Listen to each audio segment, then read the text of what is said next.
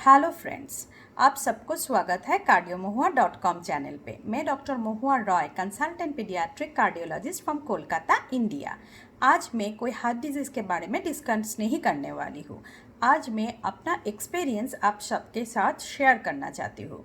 मैं एक Covid survivor हूँ, तो मैं as a patient and as a doctor आपके साथ डिस्कस करना चाहती हूँ कि कोविड में क्या हुआ था मेरे साथ, और लास्ट में मैं अपना जो भी मैंने मिस्टेक किए हुए थी तो आपको बोलना चाहती हूँ, so that you can avoid those mistake and आप सब ये डेडली वायरस से बच सकते हैं। ये जो वीडियो मैं बनाने जा रही हूँ वो मोस्टली मेरा डॉक्टर कलीग के लिए बनाने जा रही हूँ, लेकिन उसके साथ में हेल्थ केयर प्रोफेशनल्स जो है, जैसे ब्रदर्स सिस्टर, सारे टेक्नीशियन जो क्लिनिकल टेक्नीशियंस है, और उसके साथ फिजियोथेरेपिस्ट जो हर दिन पेशेंट के साथ रिलेटेड होते हैं, उन सब के लिए भी ये वीडियो बनाने जा रही हूँ। मैं बहुत ज़्यादा ही शायद मेडिकल टर्मिनोलॉजी यूज़ करने वाली हूँ, लेकिन दूसरे जो प्रोफेशन में है वो भी ये वीडियो देख सकते हैं और इससे बेनिफिटेड हो सकते हैं। मुझे कोविड हुआ था कैसे, मैं पहले वो बताना चाहती हूँ। मुझे कोविड हुआ था, हॉस्पिटल से नहीं हुआ था। आप सबको पता है कि मैं आर एन टैगोर हॉस्पिटल का कार्डियक कंसल्टेंट हूँ, पीडियाट्रिक कार्डियक कंसल्टेंट हूँ। मैं पूरा पैंडेमिक में, पूरा लॉकडाउन में भी काम कर रही थी। तो हम लोगों का डिपार्टमेंट चला रहे थे। जैसे ओपीडी खुला हुआ था, ओपीडी में पेशेंट देख रहे थे, कैथ लैब में भी काम हो रहा था, फीटली को भी हो रहा था और पीडियाट्रिक को भी कर रहे थे। लेकिन पहले जैसा नहीं था, जो नंबर बहुत ही रिड्यूस हो गया था। फिर भी हम लोग कर रहे थे और उधर से इन्फेक्शन होने का चांसेस बहुत कम था, क्योंकि हम लोग पूरा प्रिकॉशन लेके ही कर रहे थे। मुझे जो कोविड हुआ था मेरे पापा से। मेरे पापा जो है वो 78 ईयर्स का प्रोस्टेटोमेगाली का पेशेंट है। तो उनको क्या हुआ था, उनको जुलाई मंथ का एंड में उनको फीवर आया था, लेकिन उस फीवर के साथ कुछ भी रेस्पिरेटरी प्रॉब्लम नहीं था, like that of sore throat, उसके साथ काफ, रनिंग नोज़, ये सब कुछ भी नहीं था। रेस्पिरेटरी डिस्ट्रेस भी नहीं था और सैचुरेशन भी उनका पूरा कोर्स में कंटिन्यूसली मेंटेन हो रहा था।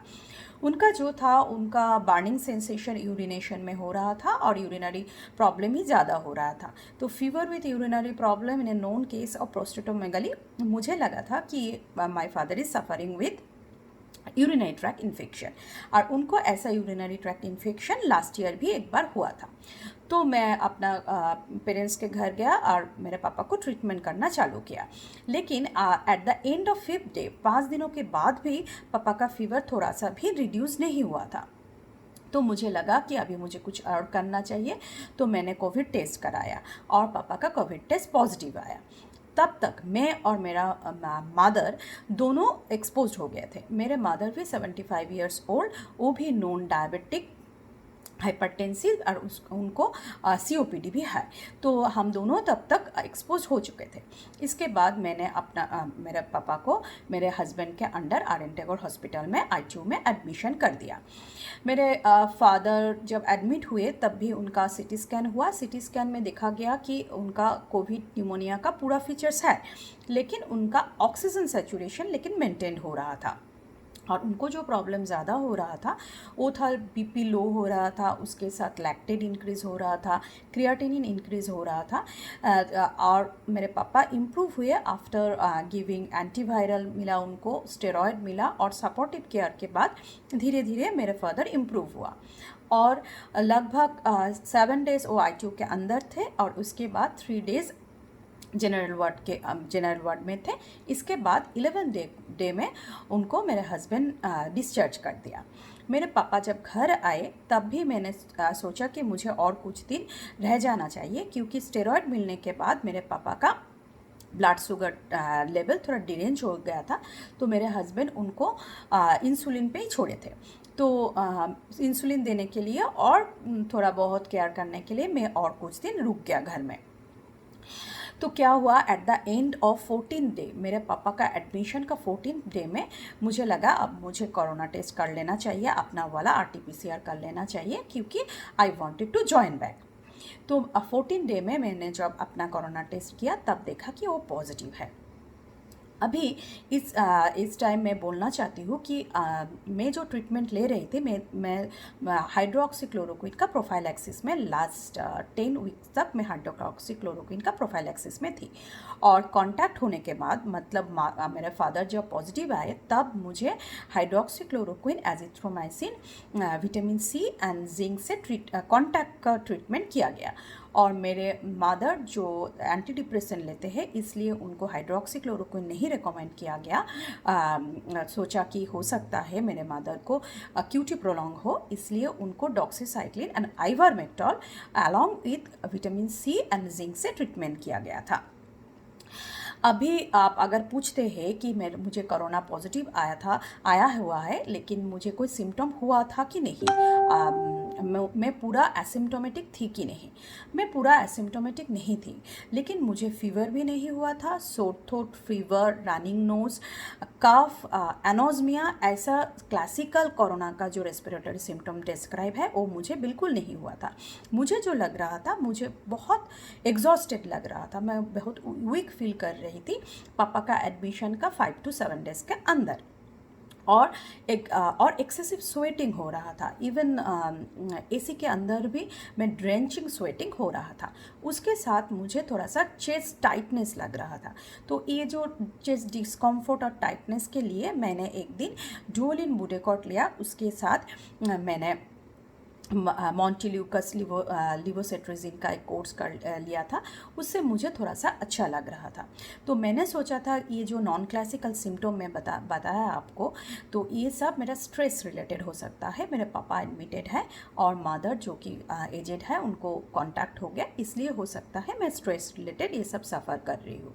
एनीवे, जिस दिन मुझे कोरोना पॉजिटिव आया उसके सेकेंड डे में मुझे थोड़ा सा रेस्पिरेटरी डिस्ट्रेस और थोड़ा सा ज़्यादा लगा। वॉकिंग पे मुझे थोड़ा सा डिस्कम्फर्ट और ज़्यादा लगा।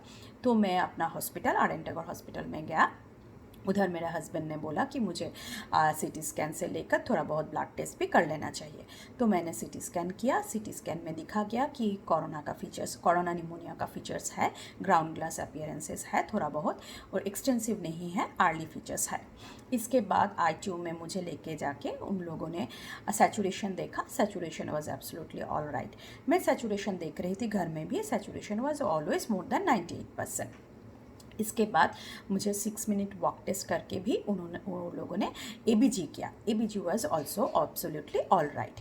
आफ्टर दैट कुछ ब्लड सैंपल रख के मुझे स्टेरॉयड ऐड करके, steroid and low molecular weight heparin subcutaneous add करके मुझे छोड़ दिया गया। मुझे बोला गया if I feel more symptoms मैं जाके रिपोर्ट करना चाहिए, हॉस्पिटल में फिर से आना चाहिए मुझे। इसके बाद मैं घर चला गया। तो इसके बाद मेरा ट्रीटमेंट कंटिन्यू होता गया और नेक्स्ट डे जब मेरा रिपोर्ट आया तब उसमें देखा गया कि मेरा CBC और CRP जो है वो थोड़ा बहुत हाई है, दैट वाज मार्जिनली हाई, वो ज़्यादा कुछ नहीं है, लेकिन फेरिटिन वाज क्वाइट हाई। और उसके साथ मेरा D डाइमर जो है वो बहुत ही high, sky high, it was 5500।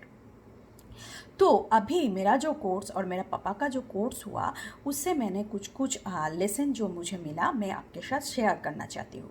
Number 1, ये जो पैंडेमिक चल रहा है इसमें अगर किसी का भी फीवर आ जाए तो हम लोगों को as a DD differential diagnosis हर बार कोरोना रखना चाहिए।